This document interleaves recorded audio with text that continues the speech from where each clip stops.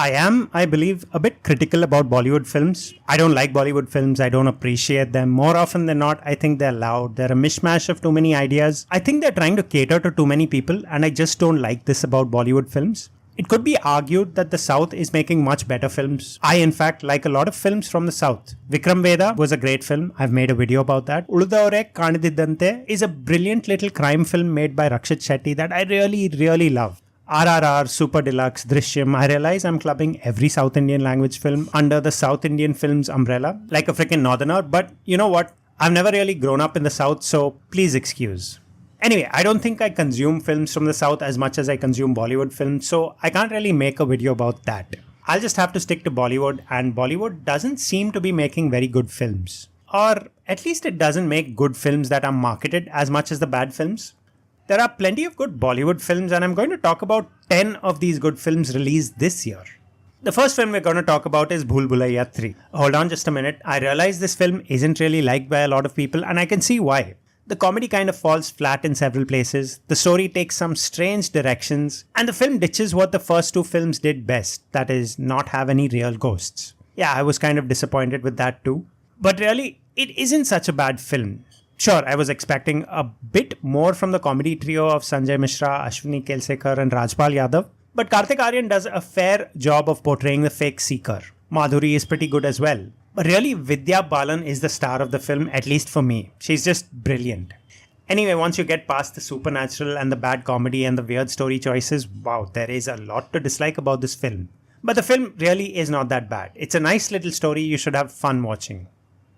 Sector 36 is a great film they released this year on Netflix. It's about a serial killer who kills kids and sells their organs and is rather blasé about it.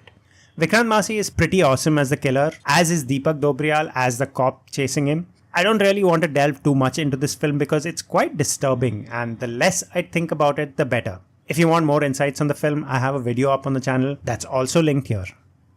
Phir Haseena Dilruba is a neat little pulpy thriller continuing the tale of Rani and Rishu from Haseena Dilruba, which was released sometime in 2021. Rishu is hiding from the police and trying to find ways to get back with his wife, and the two run into complications when Sunny Kaushal arrives at the scene as a rival for Rani's affection, and Jimmy Shergill arrives as a cop hunting down Rishu. I've talked about this film before, and the link to that video should be on the screen somewhere here.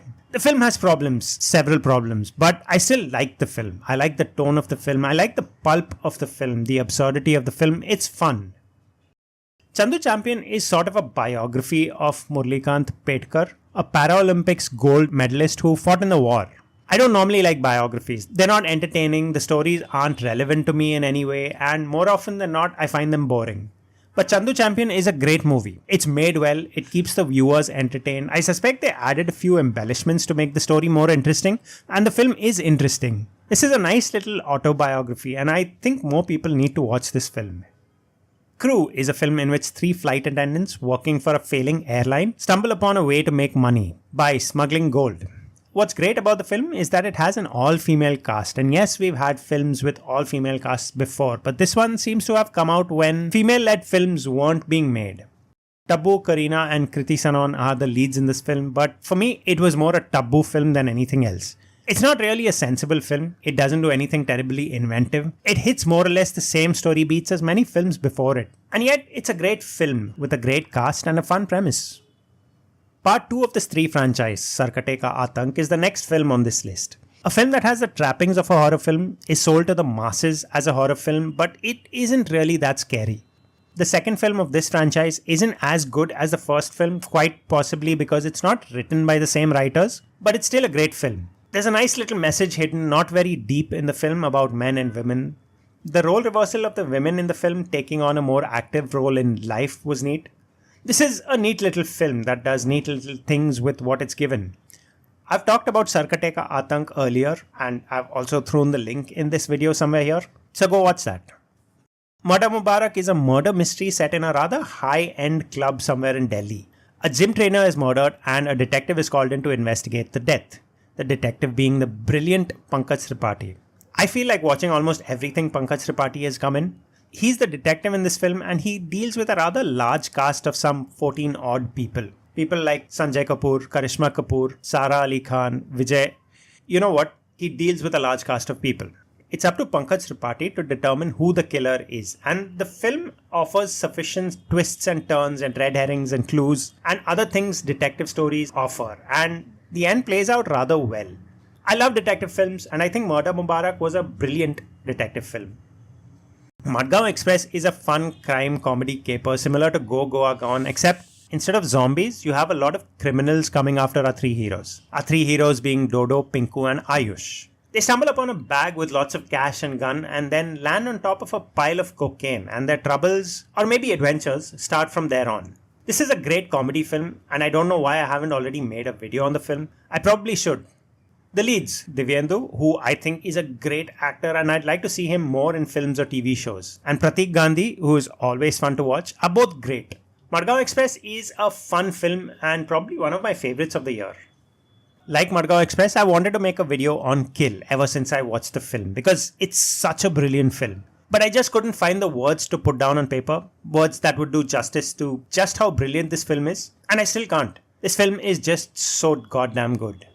Kill is the tale of a couple, Tulika and Laksha, who are traveling from one city to another by train. Bandits board this train ready to steal what they can and kill who they can. They take Tulika hostage, and this is when Laksh, a commando in the Indian army, goes to work. He starts killing the bandits rather efficiently and finally comes face to face with Raghav Juyal, who is brilliant as the antagonist. I really love this film. It's probably across the board, across Hollywood and Bollywood, the best film released this year. I've watched a considerable number of Bollywood films this year, and I can't include a lot of the films here like Jigra or Control or The Buckingham Murders because they're just not good enough to be included. Or I can't include films like Wild Wild Punjab or Bloody Ishq or Bade Miyan Chote Miyan because they're terrible.